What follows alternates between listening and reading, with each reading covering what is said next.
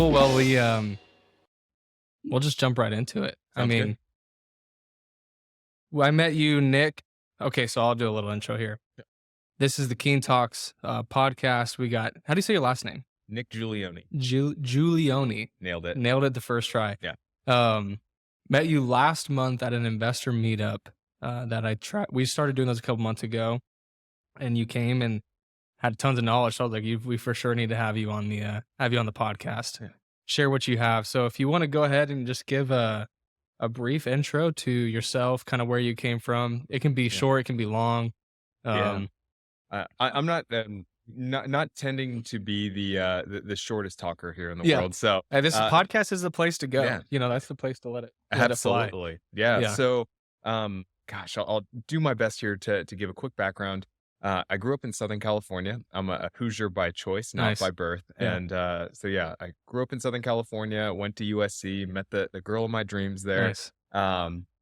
And started a career in e-commerce sales. I worked Okay. at a variety of different tech companies. For any of the nerds that might be listening here in the Yeah. audience, I worked for in e-commerce sales for Corsair and Razer, some of the bigger tech companies within the gaming space. Ended up moving up with my wife to the Bay Area a few years later to go work at Facebook. Actually, I ran their Okay. direct to consumer sales division for Oculus, the VR product, which was a pretty darn cool role. But over the course of my career, actually, when I was at one of the previous two companies, I realized that I didn't have control over my future. Somebody else was able to threaten my job, and I had to scurry to make whatever they wanted happen. Yeah. Otherwise, I wasn't going to be able to put food on the table for my family. Yep. Which was absolutely terrifying. And so it was in that moment we began investing, we already had a house hack there in Southern California, but we began investing out of state. And so we were looking here at Indianapolis. We were looking at the incredibly low dollar value of the homes, which was weird for us being in Southern compared to California. the Bay Area. I mean, it's Oh my God, not even close. yeah. And we'll talk more about that here in a sec. Yeah. So yeah, it didn't even compare. So that was one factor. The rent to values were amazing. At that point in time, you could just on market buy a 1% rent to value ratio deal. Rent to value Yeah. being the Yeah. amount of rent you're making on a monthly basis divided by the purchase price of the home. You Yep. could get Yep. 1% without even really struggling that much. And about what year did That- you start in this? Yes, that was 2017 that Okay. I began doing that. So then, I bought a turnkey, went terribly, Mhm. honestly. Bad property management, really bad turnkey provider, but didn't dissuade me. And so leaned in, then did a couple of burrs that went terribly because Nice. I didn't know what the heck I was doing, Yep. especially from out of state. Yep. But again, continued to grow. And from 2017 to 2020, built up a portfolio of about 60 properties. Yeah, that's Oh, crazy. Yeah. That's fast. It was definitely fast. I used Yeah. a variety of different creative financing techniques that we can talk more about if that's the direction you want to go with the Sure. conversation. But then in 2020, COVID hit, Yep. and my job and my wife's job got sent home. Like, we were still working, but we were able to do it from anywhere in the world that we wanted to. And my wife looked at me, and she had never expressed any interest in Indianapolis. This was just the place I was spending all of her money. Yeah. And not necessarily seeing too much of a return yet.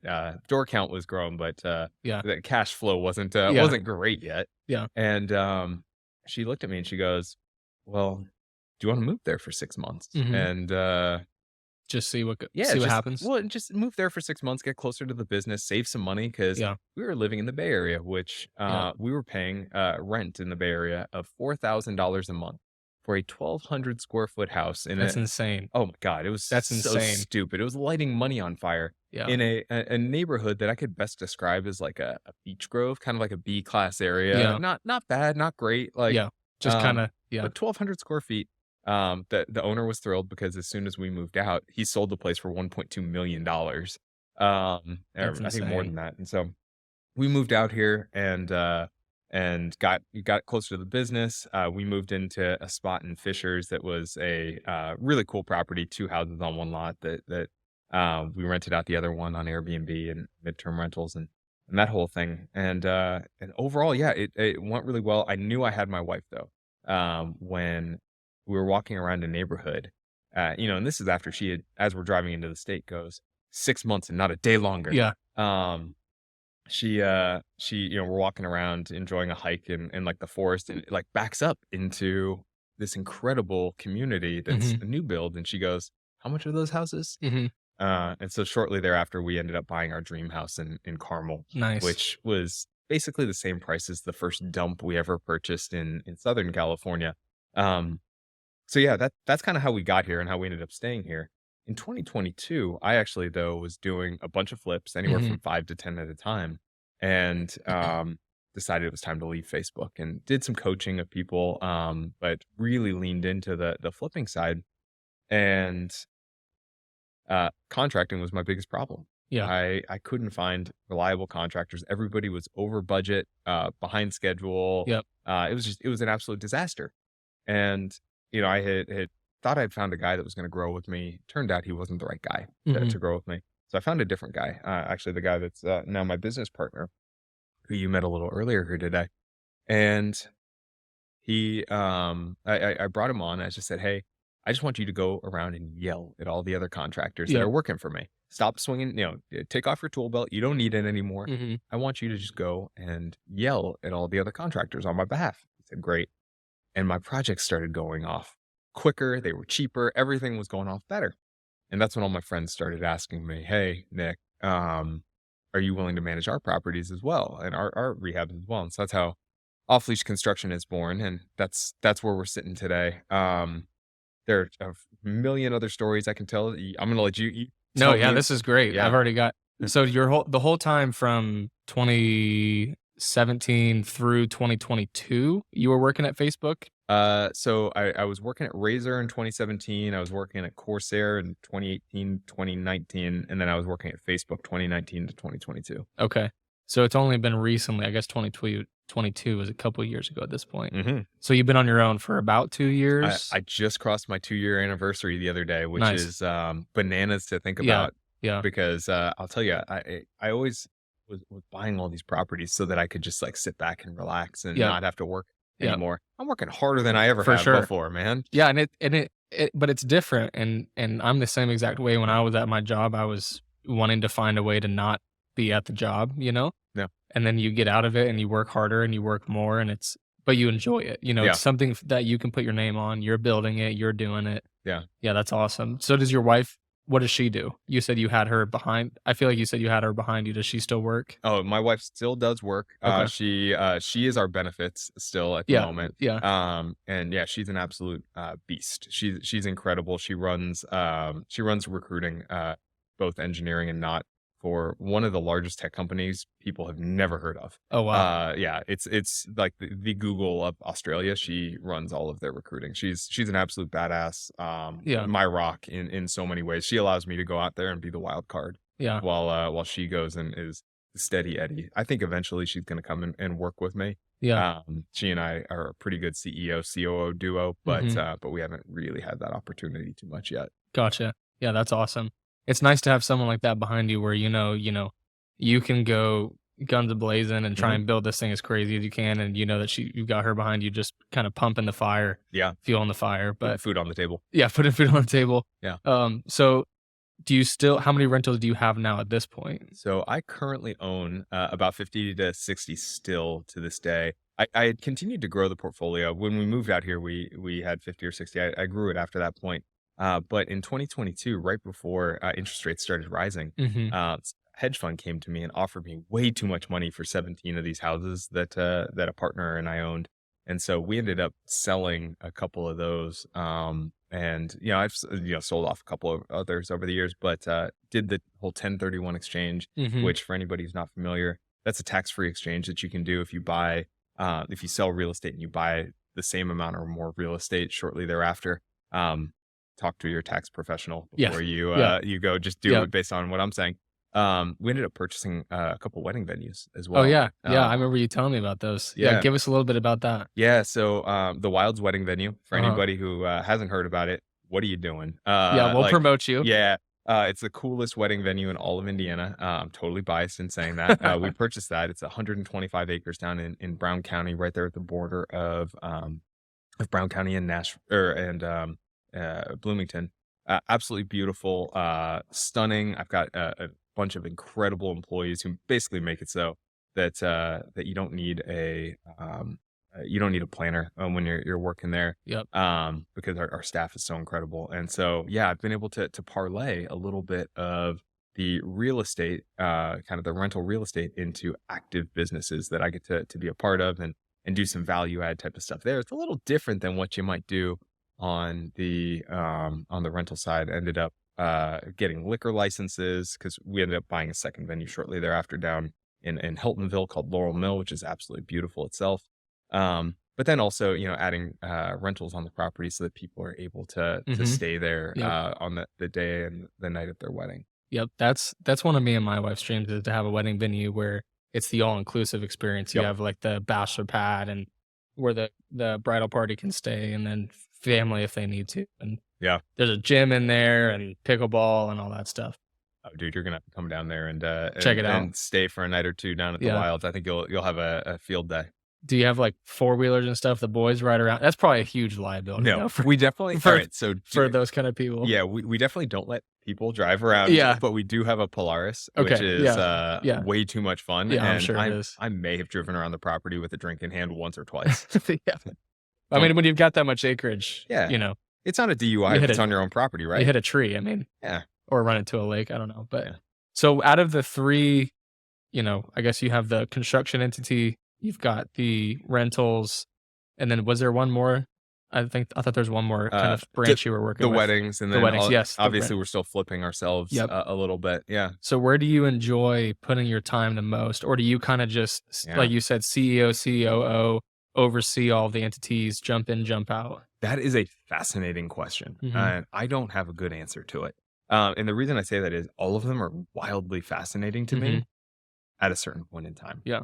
I'm ADD. I'm the visionary guy, Yep. and I can Maverick. go. Yeah, I need to go do a couple more of those evaluations. Yeah. But I get bored very quickly, and so I go deep Mhm. for 6 months on something, Mhm.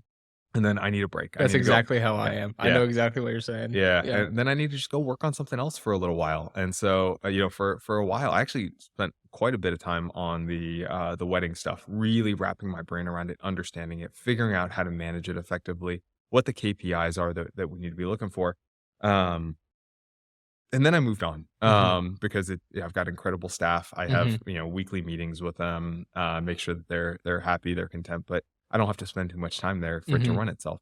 Right now, I'm spending a lot of time here on the construction side of the house as we've kind of taken off, and I'm building the systems around that. But let me tell you, we've got the maintenance systems figured out now. I don't want to touch maintenance anymore. I'll let Yeah. other people handle that, like Yeah. while I go and worry about the next problem, Yep. or open doors. So, I think they all have their place. And for instance, the rental business, I think that's an absolutely incredible business. I don't wanna manage it. I'll manage the short-term stuff because, again, I already have the maintenance company, like, that's an easy thing for me to do. Mhm. But, like, the long-term tenants, I don't wanna manage that for a second. Mhm. And so that's just kind of something nice to build up. It has its pros, but it's also kind of a pain in the butt from a management perspective. That's why I outsource to a property manager. The flipping side, I haven't given it as much attention as it should have. I Mhm. love doing that stuff, though. I've got a couple of projects going, that, I get to kind of put our crown jewel, like, label on, which will Mhm. be pretty fun.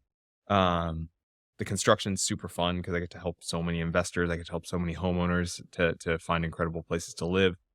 It's a cash generation business. Yep. As much effort as you put in, you Yep. get out. Kind of same thing as the maintenance. And the weddings has kind of now become a little bit more passive, but it's such a cool business, and, like, Mhm. you get to come up with cool different ideas. So, Mhm. I don't know if I answered that question, but I certainly, Yeah, I mean, you jump in, you jump out, you kind yeah, of have your finger touch all of them, and yeah. did you buy the wedding venue with employees, or did you go and hire everyone after you bought them? It had a couple of part-time employees when I Mhm. started. I onboarded a couple of them as full-time employees, and then we've continued to hire many, many more Mhm. part-time employees. Do you do the hiring across the board for all the God, different no. businesses? Okay. God. Yeah. No, I'm not qualified. One of the conditions my wife put on me when we purchased the wedding venue, let me tell you, man, I got the Yeah. best wife in the world. Yeah. Uh, I can't believe she let me do it. I told her, one day I'm like, "Hey, we're gonna buy a wedding venue," and she goes, "What? Yeah. Okay, I'm behind you. You're not allowed to talk to any brides." Yeah. That was like her only thing that she said is like, I trust you've looked at the math. Uh-huh. I'm not gonna ask any more questions on that, Uh-huh. but you're not allowed to talk to any brides." So I have incredible employees who are great at hiring. They know exactly what we're looking for. Yep. I put that on them Yep. to find the right team members, and we've got a couple of cool strategies there. On the construction side, I don't know anything about construction. I'm a licensed bonded contractor. I don't know anything about construction. By the way, to Yeah. all the That's people a listen, really good yeah, disclaimer yeah, to go ahead and say. yeah. I yeah, Off Leash Construction is a licensed bonded company. That doesn't mean anything from a Mhm. qualifications perspective. It's something Mhm. that I've just learned Mhm. over the last 6 months, just how worthless that terminology is. If you see that on a truck, it doesn't mean run the other way, but Mhm. you want to understand what people have done. Literally, it cost us $250 to become licensed and bonded, which is absolutely Yeah. bananas. Now, thankfully, we've got a contractor who's been doing this for 25 years. He's a Yep. master carpenter, but for people like myself who don't know anything about construction, I took that as like the seal that they knew what the heck they were doing. Mhm. It means nothing. Yep. And is that just Marion County or is that Hamilton County? Because I thought that it was county specific on what it takes to get your license, or is that It not is true? not county specific. Certain trades do Okay. require, Yeah. Like plumbing and for electrical and yeah, but like in Hamilton County, did you know uh-huh. you don't need to be a licensed plumber or a licensed electrician to do work up here? For other people or just in general? In general. That's crazy. Yeah, I did not know absolutely that. but like Marion County is a little bit rougher. You actually Yeah, I have didn't to, know that. no, it's absolutely banana. Like the rules that exist out there, Huh. get references, guys. Yeah. If you're investing in Indianapolis, yeah, call Off Leash Construction. We're gonna take Yep. care of you. But Yep. like if you're working with anybody else Yeah. and they say licensed and bonded, still go get references. You Yeah. want to understand what you're dealing with. Yeah, that is very interesting that, um I knew it didn't take much to get your license because I was looking into it at one point, but Mhm. it is very true when you have out of state investors who are looking to get stuff done on their properties and they do their due diligence. They call 2 or 3 contractors and they talk to them on the phone, but, I think that there's a lot more due diligence that needs to be done. You Oh my God, yeah. get a portfolio of projects that they've done, talk to the clients that they've worked for, see the numbers, compare quotes. I mean, it's a lot, and it's I feel like we're a very untrusting society, but also inherently a very trusting society where it's like, "Oh, yeah, we talked on the phone and it felt like a good conversation. I'm just gonna go ahead Oh, and work with you." And then you get knee deep in a project and you're like, "Man, that was not oh my the right God. guy for the job." Man, if that's the direction you want to go with this conversation, I have some stories down that Give path. me a story. Give me Oh a my God. story. So, yeah, I started out here in Indianapolis in Mhm. 2017. Went with that first property management company, ended Mhm. up switching because they were just terrible from a communications perspective. Mhm. And what I really struggled with being from California, the speed of communication, the speed of business Mhm. was much faster than here in Indiana. Indiana's a little bit slower. It's a little Yep. bit sleepier of a Yep. town. Yep. And so I struggled, and they weren't dishonest, but they were just slower than I was comfortable with. So I went to a second guy. I'm not gonna say a name because I'm still in active litigation. But I went I to a think you second told me about this, yeah, yeah. yeah. So I went to a second property manager who, um, from the day went with him, I helped him get started with this business. He was using the security deposits to um, pay for his vices, Uh-huh. so to speak. And so it lasted for about 16 months or so before he ended up imploding, and Yep. the Ponzi scheme ended up falling apart. And so I'm still in active litigation against that guy. Unfortunately, I'm the idiot that got robbed by property managers for 6 digits twice. Mm. Because this happened again with a different property manager. So both situations were a little bit different though. The first one, I'll shout him out. I was working with a Keller Williams brokerage. This property manager was with the Keller Williams brokerage who I had no relationship with. Mhm. That's a franchise model. Mhm. The guy who runs it's name is not on the door. Put it Mhm. that way. Yeah. And he Keller Williams basically told me to go pound sand Yeah. when I went to them saying that they were liable Yeah. for their agent. And so years later we're still figuring that thing out. The second time I was with a different this property manager was with a brokerage who had their name on the door. And I'll shout them out because I think they're incredible. Matlock Realty Mm, is the one who was holding the license of this property manager. And when it came out that this individual was holding a lot of money and had stolen it, Matlock Realty made everybody whole in that situation. They yeah, that's went, crazy. yeah, oh my god, it like I was stunned. Mhm, I was sitting there in tears because I'm just like, my god, it happened again. How mhm, much of a fool am I? mhm. And this property or this uh, brokerage made everybody whole in a way that I did not expect in the slightest. So, like, huge shout out to them. Huge shout out to their property management company. I work with many other property management companies from like a maintenance perspective. I've told every single one of them, as long as Matlock is in business, like they have my business. Like Yeah, I can't yeah, ever move because of the incredible integrity yep, and sword that they fell on there in that scenario. So what I hope people hear, specifically with the property managers, what I hope they hear specifically with the contractor is a couple of things. Number one, understand where the money is. mhm, With a property manager, they are holding your security deposits. They're holding oftentimes a month, 2 months worth of rent in mhm, some situations.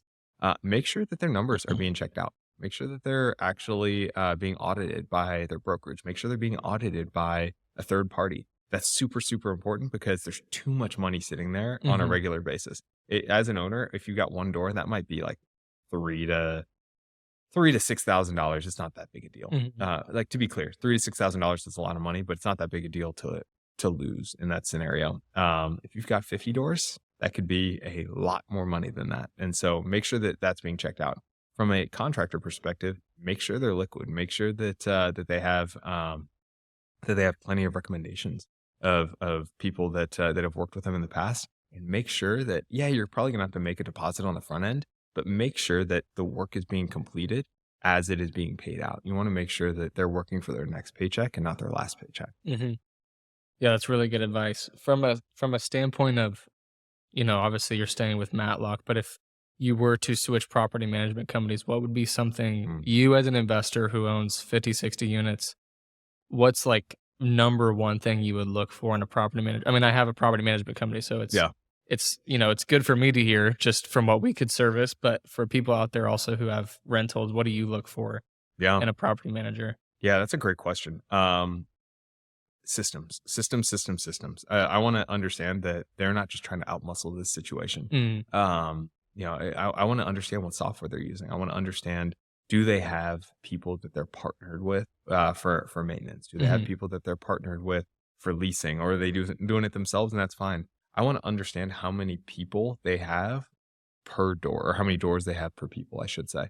And the reason that's important is, as you're well aware, like, this isn't a business where you just, like, get a property, within your system, and then you never talk about it again. yeah, You have to go list it. You yep, have to go, put a tenant in there. You gotta go collect on a monthly basis. Not mhm, always a given, unfortunately. yep, A lot of people don't pay their rent, or yep, you have to chase them for rent.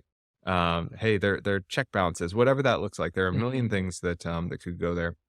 So, if you tell me, "Hey, I'm doing this myself, and I have 400 doors," I'm running the other Yeah, direction. that's Yeah, it's like there's 0% chance that that's yeah, possible. yeah, I think you could potentially, with the right systems, have, 100 doors to one person as mhm. kind of like the upper Yeah, that limit. would be where I would Yeah. yeah, you're crossing a line after that, Yeah, yeah, yeah, absolutely. So yeah, I would say all those things, and then the third party auditing of mhm, the books, whether that's the brokerage, whether that's third party auditor. Yeah, I don't need to see your bank account, but I mhm, want to know somebody's yeah. looking over your shoulder because temptation's real, man. Yeah, like you said, and there's from a security deposit perspective and from money in the bank account perspective, you could have a lot of liquidity that you could just, cash out and run with it. I Hmm. don't know what your plan is after that, you're giving up a business and you're taking, X amount of dollars, but It, and it is theft. yeah, it is it is theft. I think I don't know if it was you or somebody was telling me a story of that they stole some money and they went down to the Maldives or Cayman Islands or something, and then they turned up like 4 years later, and now they ended up like 19 years in jail. It was an older guy who similar situation, property manager, and just took the money and left, and, Yeah. even if it's $1,000,000, that's not gonna last you, indefinitely. No, So maybe in the Philippines or something. maybe That's if you use it right, maybe, but, I would make the bet to say that most people who are gonna do something like that, they probably wouldn't use I it right. I think that's a safe assumption, Yeah, they're man. not it's not like they're gonna invest it in a, steady CD and stock and bond and get a nice 6% on their money, and No, probably not. yeah, they're gonna be doing something not super smart with it, but, um, so the construction side, what is your role construction entity-wise? Yeah, it's a great question. So we started off just kind of working with out-of-state investors from uh, but just hey, can you go out there, quote the project, manage it, get it across the finish Mhm. line, take on the liability. Yeah, we can do all that stuff. So that's what we started with, and that's our bread and butter. We Like work, GCing a project. yeah, Yep, GCing it straight up. start to Yep, finish. yep. We do kind of projects from a GC side as low as like $2,000 or $3,000, and our biggest project we're working on right now is $350,000. So yeah, everything short of new build, Yeah. we're kind of doing from a GC perspective. A couple months ago, 4 or 5 months ago, a property manager that we had done a couple turns for came to us and asked, "Hey, like, do you have a maintenance arm?" And me being the sales guy I am, and Yeah, things had gotten a little stale, like things had yeah, gotten a little easy. So I said, yep. "Yeah, of course we have Yeah, a maintenance arm. We got this." I've done that so Yeah, many times, yeah. like, "Yep, yeah, we got that." Yeah, And so we started a maintenance arm, yeah, and so now we run maintenance for about 1,500 doors across Indianapolis that's with awesome. different PMs. Hope to have the opportunity Yeah, to yeah, fight for your business one of these days. yeah. And so that's been a growth situation for us. And then more recently, we've been really leaning in. Our head of construction, Paul, he's really good at the investor stuff. He understands how an investor thinks, Mhm, but his entire background is on the retail stuff. Like mhm, he never left Hamilton County. All he ever did were $40,000 bathrooms, $100,000 kitchens, yeah, and so he kind of has a little bit of a creative itch mhm, to go do that kind of stuff, and so we've started leaning in a little bit there from the retail side as well, leaning into the maintenance stuff, but then also yeah, kitchen renovations, yep, bathroom renovations, yep, stuff like that. Like we just did a really cool project where we converted somebody's attic into this incredible walk-in closet, yeah, and stuff like that where yeah, we get to flex a little bit. And yep, most of these retail guys are way, way more expensive than us because they mhm, don't have the volume that we do. mhm, And so we're able to go in there at a pretty aggressive price point and win a lot of that stuff. And yeah, let Paul flex a little bit. yeah. That's while you were talking, I was thinking Hamilton County really does kinda have that sweet spot where there's a lot of money in Hamilton County, and it's not crazy expensive to live here. Oh my God. Like, when you think Yeah. about the Bay Area where your rent was $4,000, like, you might have been making, 250,000 dollars a year, combined or individually or whatever, but your expenses are 4 grand a month for rent and Yeah. whatever for groceries and I don't know if you guys drove cars or if you Yeah. whatever, but, here, there's a lot of money, there's a lot of people who go downtown. There's a lot of people who work still remotely from California that came here during COVID time, and it's not that crazy expensive to live. I mean, Carmel, you could have there's houses that are $17 million, and then there's houses that are as little as 300, 400. Yeah. $300,000 house is fairly small and probably needs some work, but It's you from the could find them. 70s. Yeah, Yeah. yeah, it's from the '70s, but a little brick ranch house, you could find it. Totally.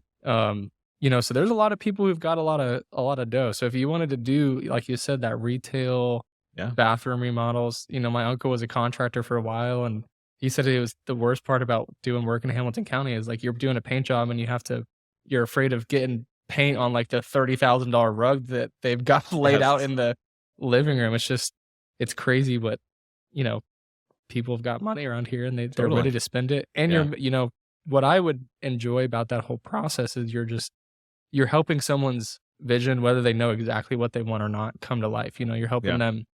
Oh, this is my dream kitchen with this backsplash that I saw on Waterfall. Pinterest Yeah. and waterfall this, Yeah.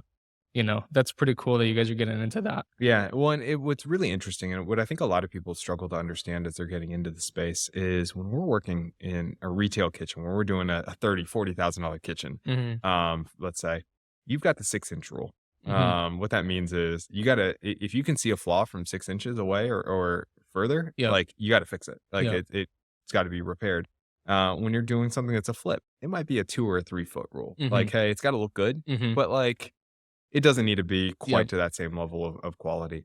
Um, when you're doing like a rental grade, it's Mhm. kind of the 6-foot rule. Yeah. Like Yeah. it's got to Yeah. look good from 6 feet, Yeah. and like you might see some imperfections as you get close to it. So just understanding kind of the level of finish. One of the things that we really struggle with our clients to wrap their brains around, and I think one of our changes that has been helpful is when people try and take us on into a job, they're like, "Well, can you give me a quote?" It's like, What are you gonna on do with what? it? Like, well, Yeah. yeah, Yeah. show me what your comps are Yeah. so that we can help you to back your way into Yep. what you actually want to get done. Because we might be able to get this thing rent ready for 2 grand, Yeah. but if you want it to be, you know, to hit that super high ARV you're looking at, it might be 60 grand. Yeah. Yeah, and So I it's think that's always a a really tough good one. point, going back to the conversation of vetting your contractors is understanding what their, uh, strengths are, like you said, whether it is, a $60,000 kitchen or if they're used to being in a run and gun, 4 grand stock materials from Menards and Lowe's, put the thing together and get it rented type of situation. Yeah, Because the price point's gonna be very different, and if you're asking, like, a master carpenter who builds custom cabinets to go do a rental job, even if it is in Hamilton County, you're like, you're probably overpaying for it. And if yeah, that's what you wanna do for longevity of, your property, then that is what it is. But, yeah. yeah, that's a good point. So Paul is the background in, He's the construction. expertise. Yeah, I don't Yeah, think I even answered your question. I think you asked me what I do here. yeah. Yeah, and I This told is you. what you do. Yeah, You yeah, talk about the business, get yeah. people in here. Yeah. Yeah, no, that's definitely definitely what I do. Yeah, I am the CEO of Uh-huh. Off Leash Construction. I run the direction of the company. I help to, yeah, do some amount of the hiring, not a ton of it, but I do a decent amount of the hiring, and I make sure that we are correctly applying resources. Plus, yeah, I go out, I talk on podcasts, Mhm. I go to different events, I talk to property managers, do all those kinds of things. I've got a career in sales. Like, you Yeah. put me in front of people, I'm probably going to have some level of success from a Mhm. sales perspective. And so Mhm. that's where the company is trying to deploy me more, is get me out of the day to day as much as Mhm. possible, and get a little bit more into the sales role. Yeah, so just from a day-to-day perspective, do you kinda, because this is something I struggle with a little Yeah. bit. We've got the flips going on, we've got the property management, and then I've got my brokers, the brokerage business, not my brokerage, but being a broker. Um, so I kinda touch a little bit of them each day, or some days it's all in one, some days it's all in the Mm. other. Do you try and, time block your days for, like, 2 hours on this, 2 hours on this, or do you take it as it comes, or how do you kinda handle your day to day? I mean, you got a lot going on, Yeah. and time gets away quick Yeah, and when you're I'm a not little on it. manic. I'm not Yeah, gonna lie. A lot of yeah, the time, I've been like trying to switch project management software for myself, my uh-huh, own personal stuff, because yeah, I need to get a little less manic. I need to be a uh-huh, little bit more intentional, less bouncing. Because there's obviously that residue that exists once you move from one mhm, thing to another. So yes, I'm trying to get better at the time blocking thing. Um, my calendar is the calendar of a manager, unfortunately. And mhm, for those who aren't familiar, kind of, you think about a maker versus a manager schedule. A maker has largely an empty schedule, maybe a meeting or two a day. mhm, I have a manager schedule in that I have meetings all day long, mhm, because at the Wilds in Laurel Mill, I have a combined 20 employees, give or take.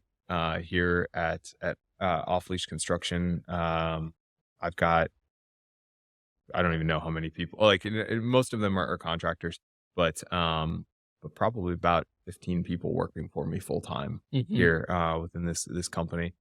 So they all have pull on my time, and mhm, so one of the things I've been trying to do and trying to be better at is, yes, give myself blocks to work on the big things mhm, and really focus on, hey, what are my 5 objectives that if I got them done this week, I would yep, feel like I freaking nailed it? Because if I don't do that, I'm going to be pulled by everybody else in my world, and it's not a bad thing, mhm, but, I heard an analogy.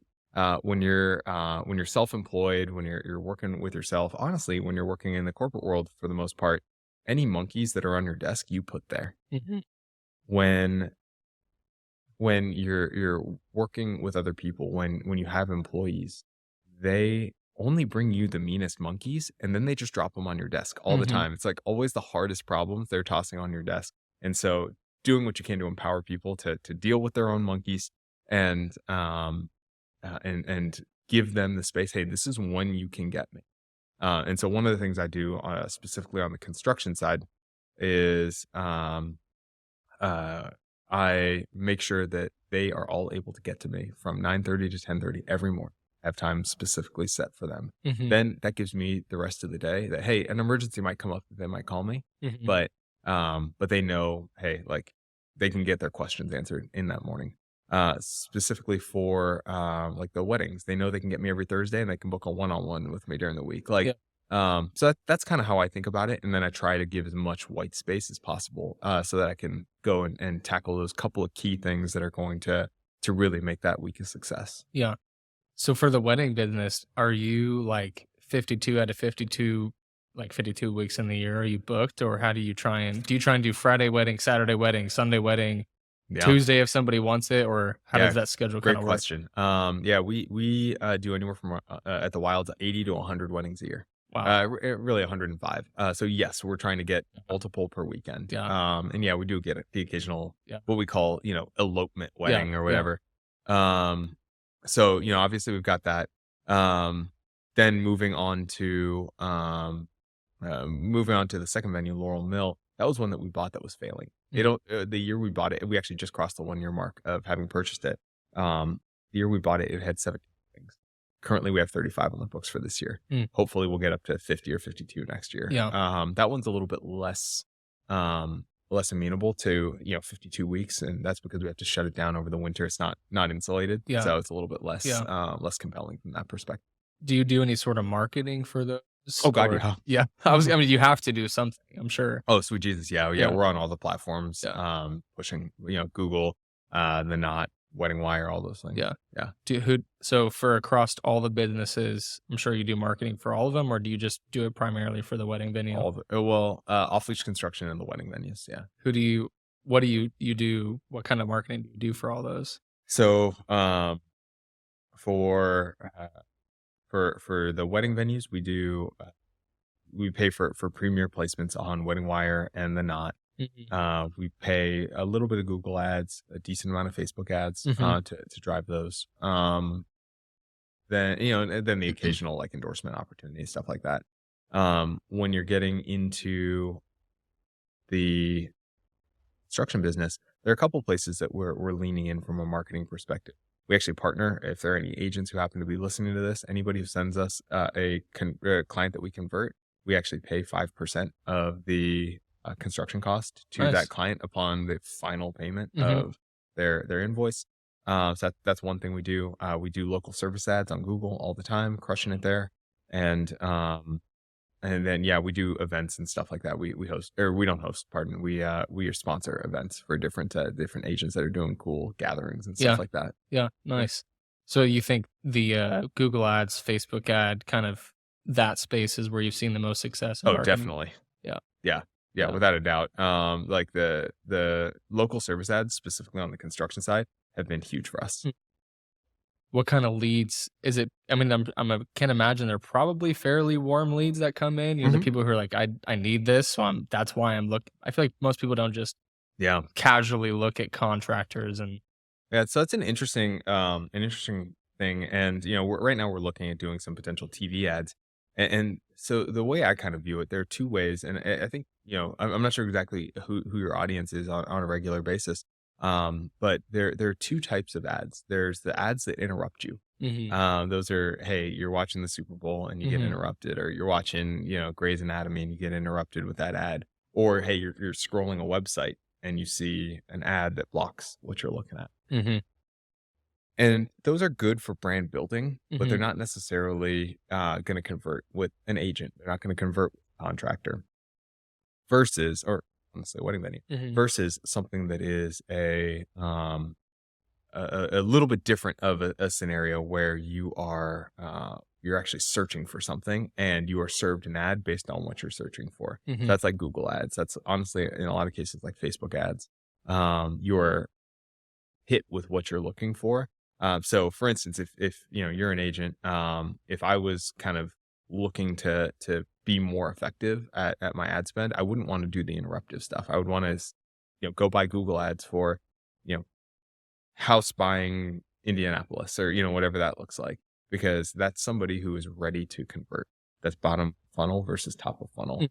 and less of a brand building and more of a I'm ready to spend money. Sure. Yeah. Um, yeah, that's very interesting. I just started kind of getting into the ad spend space where start to branch out and look at what's going on as far as bringing people in, um, working on putting stuff out, putting Facebook ads out. Did we lose recording I there? think we lost the video, but not the audio. There So we go. We'll just yeah, run with audio then. Um, just started Facebook ads and can see some conversion on them, but it is a long, anything with real estate for the most part is a long, can be short, but usually is a longer, conversion rate, 3, 6 months, 12 months. I'm looking to buy next year. I'm moving next year. I'm moving in 6 months, whatever it may be. But I'm looking forward to see what that might come of. yeah. So what are you targeting out of curiosity? That's for realtor clients. So Yeah, that's just kind of anybody and everybody yeah, who's, you know, anybody who could be a realtor client.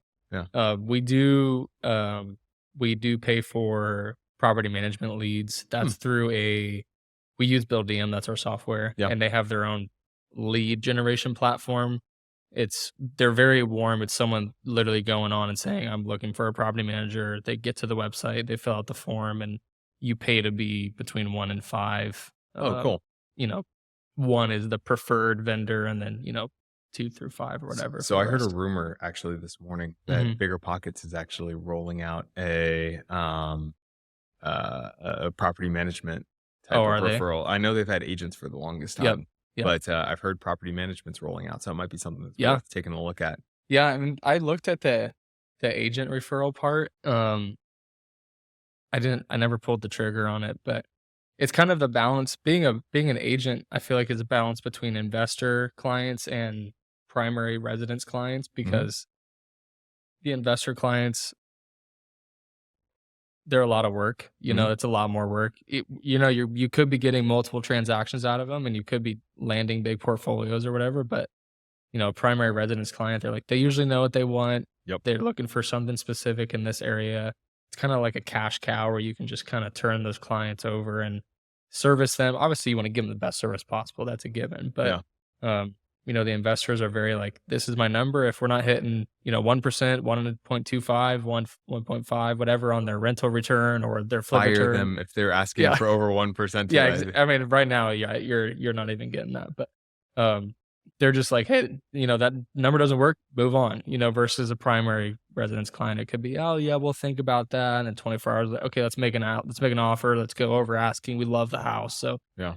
it's kind of I mean, I'm trying to find that balance of where I wanna be at, long term and kind of what I wanna be servicing, It's but definitely a delicate balance you got to strike because, yeah, the homeowner is probably buying a higher dollar value property, which Mhm, is fantastic. mhm, Obviously something that that you'd be excited to take on. mhm, Conversely, you know, the investor client, they're probably going to buy 6, 7, 10 property. yep, Hell, if you find somebody like me, 50, 60 yeah, plus yep, properties, and more than that if you count all my flips and everything, yep, who is recurring revenue and then also feeds yep, your property management business. So exactly, yeah, it's a tough yep. balance to strike there. I don't have a good answer for you. Yeah. Yeah, it is finding that balance, and I would say probably 90% of my business is investor based, Hmm.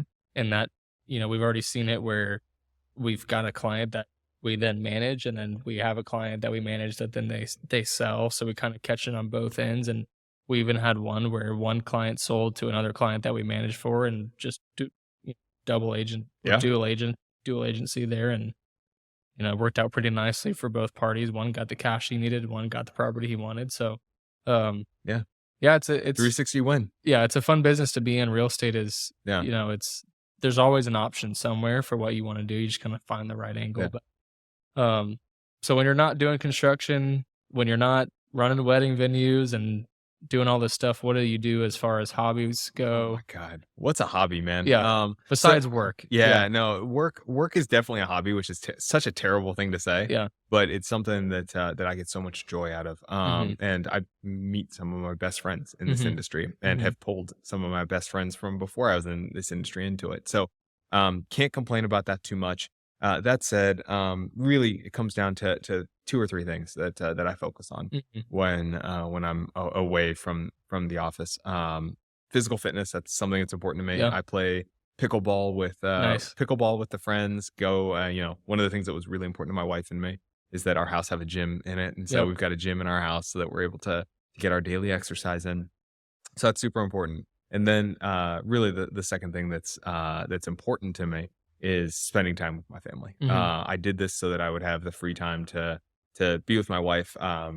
We actually just celebrated our daughter's first birthday this last weekend. So, Nice. yeah, spending time with the Yep. two of them. So, because never gonna have these moments back. For I've sure.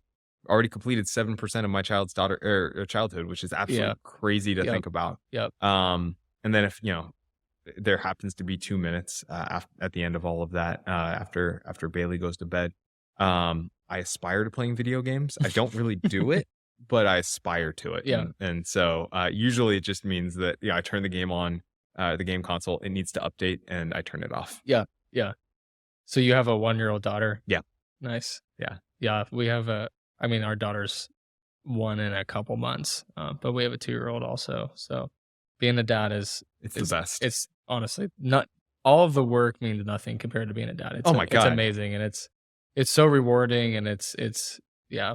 My dream is to grow the business, and then our kids wanna come work in the business and Yes.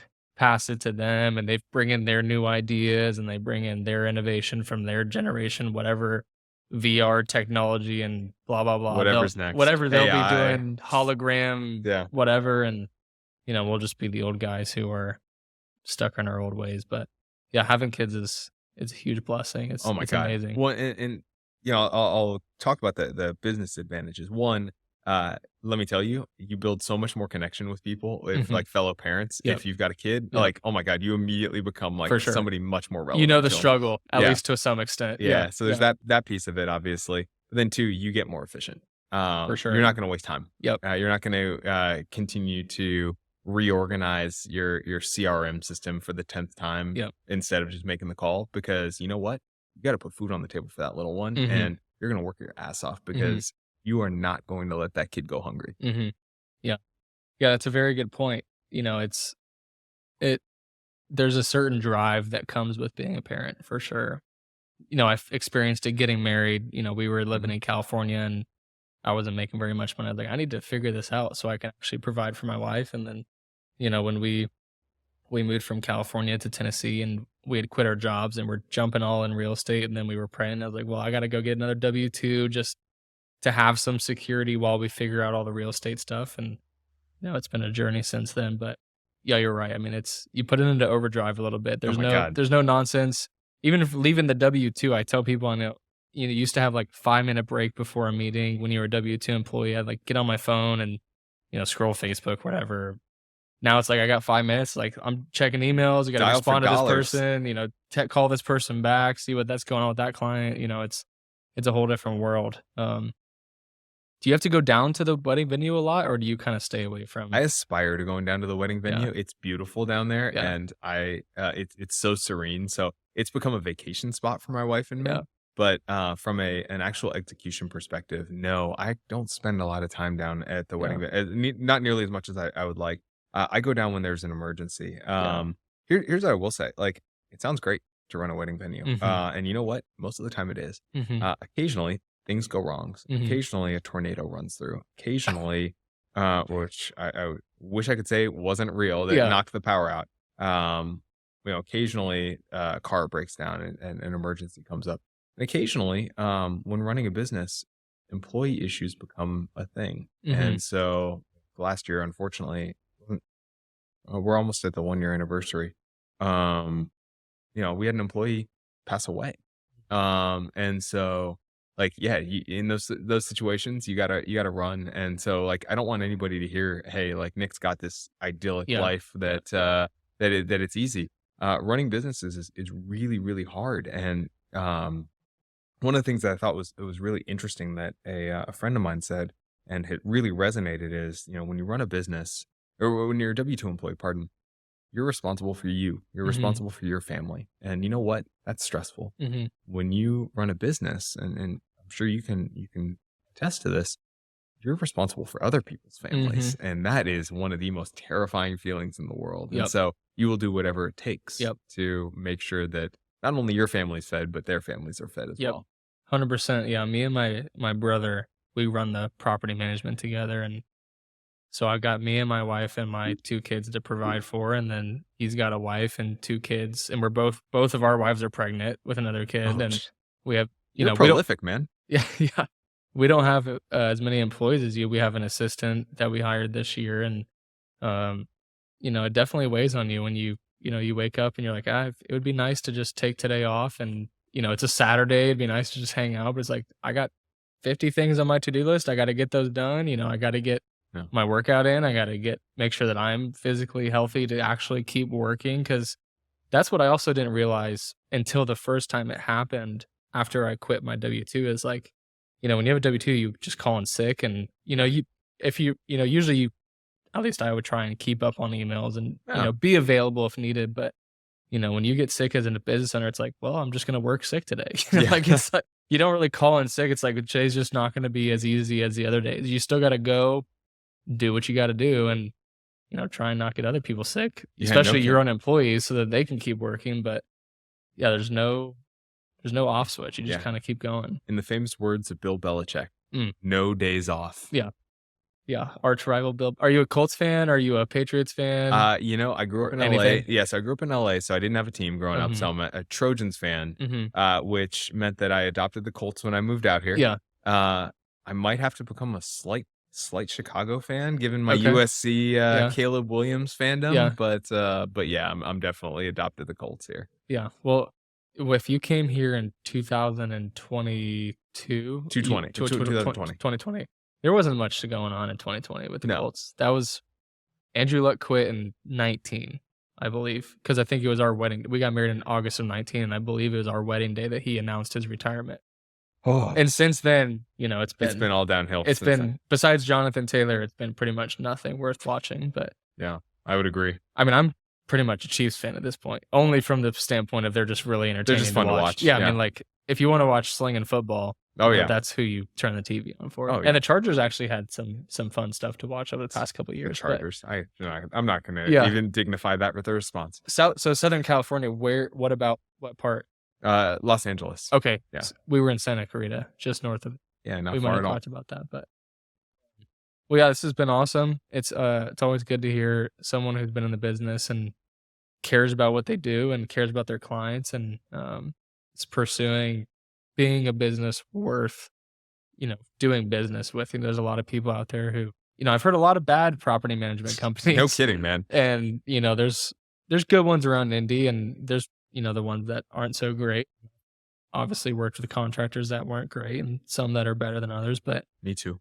it's always worth having that conversation with someone who, is doing good work, is servicing their clients, or at least cares. There's a difference between, maybe I messed up on that job and I didn't do perfect work, but caring after the fact and making it right My and God. fixing it and coming back and like, hey, that was my I feel like there's a lost like owning up to your mistakes in today's day and age. It's like, hey, that was on me. I should have, communicated to my guy. Yeah. Like even like the smallest example of like, this is how we want the trim installed, and you tell like the lead guy, and he just doesn't tell his other Yeah. people, and then they cut all the trim. You're like, you just wasted like $700 of trim Yeah. because you just didn't communicate one step down.